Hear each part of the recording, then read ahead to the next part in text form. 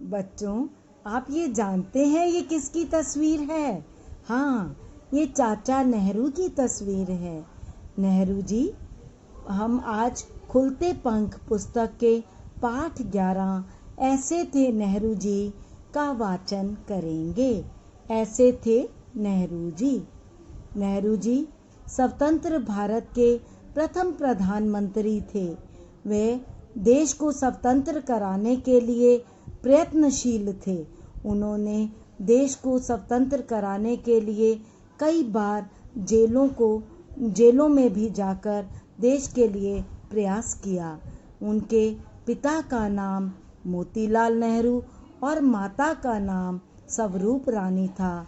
उनका जन्म 14 नवंबर 1879 को हुआ था। उन्होंने अपनी प्रारंभिक शिक्षा घर पर ही प्राप्त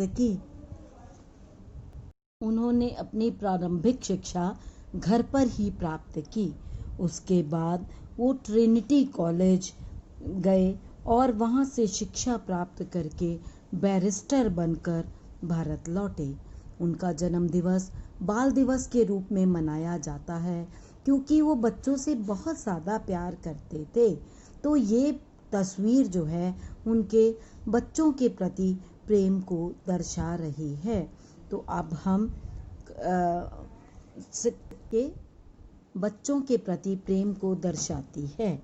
देखो, उन्हें बच्चे चाचा कहकर पुकारा करते थे, इसीलिए वो चाचा नेहरू के नाम से विख्यात हो गए। अब हम पेज 69 पर इस अध्याय का वाचन करेंगे। स्कूल में बाल दिवस की तैयारियां चल रही थी। बच्चों की कई प्रतियोगिताएं आयोजित की गई थी। सभी छात्र तैयारियों में जुटे थे। अध्यापिका जी ने कक्षा में प्रवेश किया तो देखा कि छात्र बड़े उत्साहित हैं। सभी नेहरू जी के विषय में जानने सुनने के लिए उत्सुक थे। अध्यापिका जी ने बताया, बच्चों, यह तो तुम जानते ही हो कि पंडित जवाहरलाल नेहरू स्वतंत्र भारत के पहले प्रधानमंत्री थे। वे गांधी जी के अनुयायी थे और उनके बहुत नज़दीक थे। स्वतंत्रता आंदोलन में उन्होंने महत्वपूर्ण भूमिका निभाई थी और कई बार जेल भी गए थे। नेहरू जी लोगों के प्रिय नेता थे। उन्हें बच्चों से बहुत प्यार था, इसलिए तो उनका जन्मदिन बाल दिवस के रूप में मनाया जाता है। दुनिया भर के बच्चों के वे प्यारे चाचा थे। प्रतिदिन उन्हें बच्चों के ढेरों खत मिलते थे और वे उनका जवाब भी देते थे। वे इतने हंसमुख और सरल थे कि बच्चों के साथ बच्चा बन जाते थे। एक दिन एक विदेशी लेखक उनसे मिलने आए तो क्या देखते हैं कि नेहरू जी बच्चों के साथ खेल में लगे हुए हैं। खुद खेल रेल का इंजन बने हैं, बाल मंडली रेल के डिब्बे बनी हुई है और रेल छुक छुक करती चली जा रही है। बच्चों, आपको समझ में आया नेहरू जी बच्चों के साथ कितना प्यार करते थे? ये देखिए, यह तस्वीर उनके बच्चों के प्रति प्रेम को दर्शाती है। अभी अध्यापिका जी से यह सुनकर कक्षा में बच्चों की हंसी गूंज उठी। अब हम पेज 70 पढ़ेंगे। अध्यापिका जी ने आगे बताया, एक बार नेहरू जी सेवाग्राम में बाल मंदिर में घूम रहे थे। वहाँ बच्चों के नृत्य का रोचक कार्यक्रम था।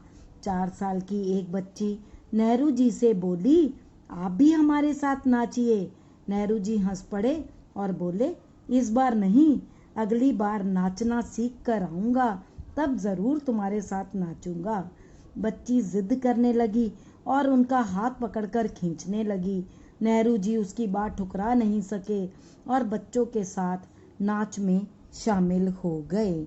ये देखिए, यह तस्वीर उनके बच्चों के साथ नृत्य को दर्शाती है। काश हम भी उस समय वहाँ होते। अध्यापिका जी ने फिर बताया, सन 1948 में जब केशव शंकर पिल्ले ने बाल चित्रकला प्रतियोगिता आयोजित करने का विचार लोगों के सामने रखा तो नेहरू जी ने तुरंत इसका समर्थन किया। उन्होंने इस कार्य को प्रोत्साहन और सरकारी सहायता दिलवाई। नेहरू जी जीवन भर अंतर्राष्ट्रीय शंकर बाल चित्रकला प्रतियोगिता के वार्षिक पुरस्कार वितरण समारोह में मुख्य अतिथि बनकर आते रहे। वे बड़े चाव से बाल लेखकों और बाल चित्रकारों के साथ फोटो खिंचवाते थे। ऐसी थी उनकी सरलता और बच्चों से प्यार। नेहरू जी बड़े ही निर्भीक और स्पष्टवादी व्यक्ति थे। सन 1950 में प्रधानमंत्री के रूप में वे लंदन गए। वहां एक समारोह में ब्रिटेन के भूतपूर्व प्रधानमंत्री चर्चिल ने बातों बातों में नेहरू जी से पूछा, आपने अंग्रेजों की जेलों में कितने वर्ष बिताए? नेहरू जी ने उत्तर दिया, लगभग 10 वर्ष। तो ये तस्वीर जो है चर्चिल नेहरू जी के साथ वार्तालाप करते हुए दिखाए गए हैं। चर्चिल ने कहा, आपके साथ ऐसा व्यवहार करने के लिए आपको तो हमसे घृणा करनी चाहिए। नेहरू जी ने उत्तर दिया, बात ऐसी है, हमने एक ऐसे नेता के अधीन काम किया है जिसने हमें 2 बातें सिखाई हैं। एक तो यह कि किसी से डरो मत और दूसरी किसी से घृणा मत करो। हम आपसे तब डरते नहीं थे, इसलिए अब घृणा भी नहीं करते हैं। नेहरू जी को प्रकृति से बहुत प्रेम था और पेड़ पौधों से भी बड़ा प्रेम था। एक बार तो उन्होंने देहरादून जेल के अंदर बगीचा लगाने की ठान ली। जेल के भीतर की भूमि पथरीली थी। ये देखिए बच्चों, देहरादून जेल का बंदी गृह, देहरादून का बंदी गृह। यहाँ पर जेल की भूमि पथरीली थी। लोगों ने नेहरू जी को बहुत समझाया कि अब हम पेज 71 के ऊपर पढ़ेंगे। लोगों ने नेहरू जी को बहुत समझाया कि इस जमीन में कुछ ना लग सकेगा, मेहनत करनी बेकार है। पर नेहरू जी ने किसी की एक ना सुनी। वे फावड़ा उठाकर लग गए खुदाई में। बड़ी मेहनत के बाद क्यारियां तैयार हुई। नेहरू जी ने पौधे लगाए और आखिरकार जेल में फूल खिलाकर ही दम लिया। ये देखिए, वहाँ पर अभी भी नेहरू जी की एक उन्होंने मूर्ति स्थापित की हुई है और ये उनकी प्रकृति प्रेम को ही दर्शाती है। एक बार विदेश से लौटते समय गमले में लगा एक पौधा उन्हें भेंट स्वरूप मिला। बिगोनिया के उस पौधे को नेहरू जी ने विमान में बड़े संभाल कर अपने पास रखवाया। घर पहुंचते ही अपने सचिव को पौधे की देखभाल करने का काम सौंप दिया। हर दूसरे तीसरे दिन वे पौधे के बारे में पूछते थे। बिगोनिया में जब ढेर सारे गुलाबी फूल खिले और उन्हें उनके कमरे में सजाया गया तो नेहरू जी की प्रसन्नता की सीमा ना थी। ये देखिए बिगोनिया के सुंदर गुलाबी फूल जो कि नेहरू जी की प्रकृति प्रेम को ही दर्शाते हैं। एक गुलाब का फूल नेहरू जी सदा अपनी अचकन में लगाए रहते थे। वह फूल उनके प्रकृति प्रेम का ही प्रतीक था। ऐसे थे नेहरू जी। तभी स्कूल की घंटी बज गई।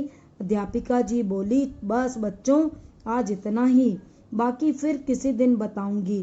तब तुम अब कल की तैयारी करो। कक्षा के सभी छात्र बड़े खुश थे। तो बच्चों, आपको समझ में आया कि चाचा नेहरू बच्चों से प्यार करते थे। ये चाचा नेहरू के बच्चों के प्यार को दर्शाता हुआ एक चित्र है कि वो बच्चों के साथ बच्चे बन जाया करते थे और वो प्रकृति से प्रेम करते थे और वो एक महान स्वतंत्रता सेनानी थे। ये देखिए, ये स्वतंत्र भारत के प्रथम प्रधानमंत्री पंडित जवाहरलाल नेहरू और उनका जन्म दिवस बाल दिवस के रूप में मनाया जाता है। ये देखिए, ये बच्चे बाल दिवस के उपलक्ष्य में चाचा नेहरू को